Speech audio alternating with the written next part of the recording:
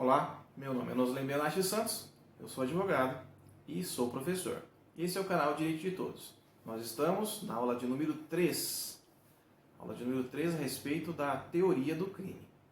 Ok? E essa aula número 3, nós damos continuidade e falaremos dos elementos que compõem o crime de acordo com a teoria clássica. Ok? Ou naturalística, ou causal do crime, ok? Lá do finalzinho do século XIX, começo do século XX, essa teoria. O crime, como eu estava falando, é composto por elementos, ok? Ele é formado por elementos. Pense da seguinte maneira: o que compõe o corpo humano? Cabeça, tronco, membros, ok? É mais ou menos, o crime é desse jeito. Ele tem três elementos que o compõem: a cabeça, o tronco e o membros, que para ele é fato típico, ilícito e culpável. Ok? Se por acaso um desses elementos não for observado, não haverá crime. Vai haver qualquer coisa, menos crime. Ok? Então olha só, para que haja um crime é necessário haver fato típico, uma antijuridicidade ou ilicitude e uma culpabilidade. Isso para os teóricos do final do século XIX e início do século XX. Ok? A gente vai ver que nas próximas aulas vai mudando. Fato típico é a descrição de uma conduta proibida. Ok?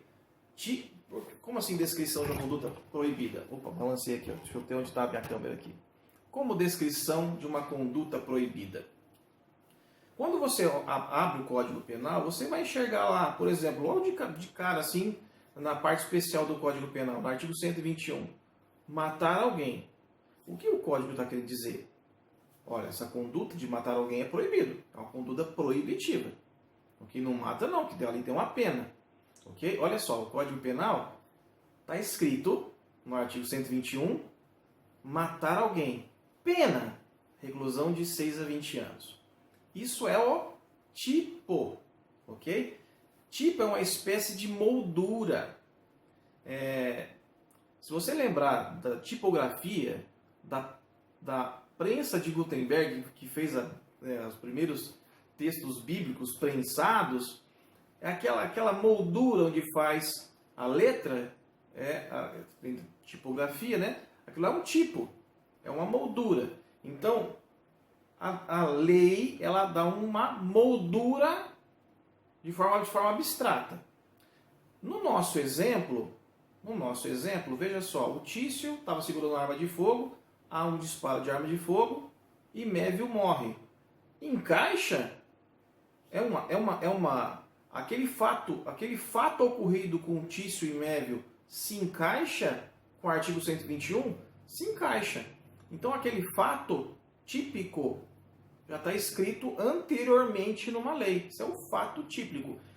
Assim, o fato praticado, ele se encaixa, né? Ele corresponde ao que está escrito na lei. A gente chama isso de subsunção formal. Ok? Está encaixando, bonitinho, está entrando como se fosse uma engrenagemzinha bonitinha, assim, está entrando. Houve uma subsunção formal. O exemplo que nós demos do Tício com a lei, nós observamos então o quê? Que existe o primeiro elemento. Existe subsunção formal e existe o primeiro elemento. Lá o que aconteceu com Tício e Mévio, por enquanto existe o primeiro elemento. Ainda não podemos falar que houve crime. Ainda não podemos falar, aqui houve crime. Houve uma morte, mas não necessariamente um crime de homicídio. Houve um homicídio. Porque homicídio significa eliminação da vida humana extrauterina, fora do útero materno. Ok? Então, no caso do exemplo que nós demos, houve um homicídio. Mas ainda não podemos falar que houve um crime de homicídio, porque crime precisa ter, lá para os teóricos do século XIX, precisamos ter 3 elementos: fato típico, ilícito e culpável. Fato típico, subsunção houve aqui nesse caso? Houve. Houve subsunção. Subsunção formal. Ok? Vamos lá. No caso acima, ele se encaixa. Agora nós iremos observar o segundo elemento. O segundo elemento do crime, ou seja, a ilicitude ou antijuridicidade. Veja só.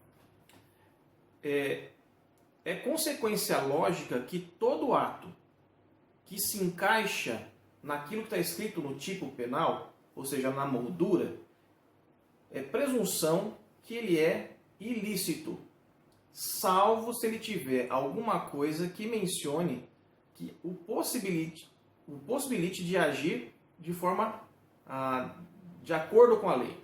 Porque a palavra ilícito, que é esse segundo elemento denominado ilícito ou antijurídico, é aquilo que contraria a lei. A palavrinha ilícito é aquilo que contraria a lei. Então, ó, fato típico é a moldura. Ok? Ilícito. Ilícito é aquilo que contraria a lei. Todo fato, todo ato, todo fato ocorrido no mundo fenomênico, todo fato ocorrido que se encaixa no tipo penal, em princípio, sem analisar, em princípio, ele é um fato típico e ilícito. Ele é ilícito. Presume-se ilícito. A gente chama isso de caráter indiciário da ilicitude. Ok? Isso é um caráter, ou seja, existem indícios que esse fato foi praticado de forma contrária à lei. Porque a lei fala assim, matar alguém, o que ela está querendo dizer? Ó, não mate, é proibido matar.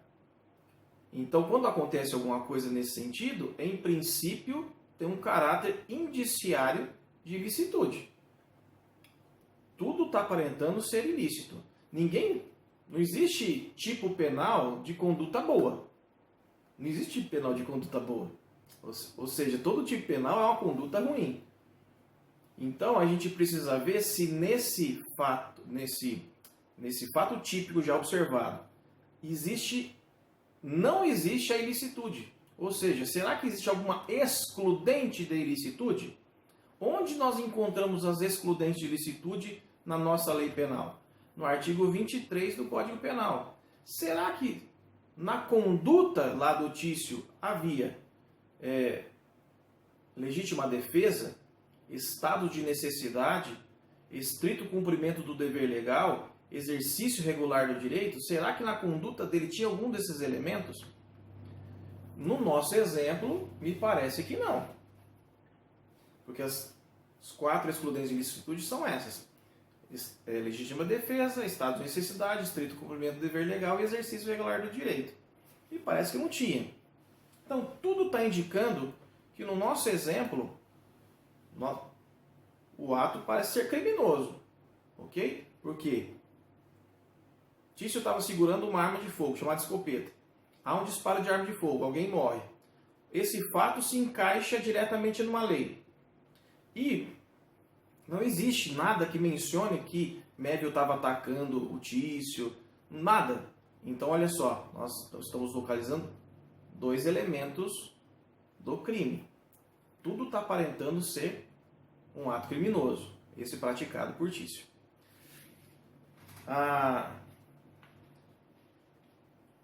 Então, nós atingimos 2 elementos. Agora, para finalizar, nós precisamos ver se o terceiro elemento foi observado, que é a culpabilidade. A culpabilidade, ela é a atribuição de responsabilidade a uma pessoa pela prática de um ato ilícito. Ou seja, a culpabilidade é o ato de responsabilizar uma pessoa pela prática de um determinado ato ilícito. Ok? Essa culpabilidade, ela possui também elementos. Ou seja, é um dos elementos do crime e esse elemento possui 2 elementos, de acordo com os teóricos do final do século XIX e início do século XX. Mas isso nós vamos falar no próximo vídeo. Ok?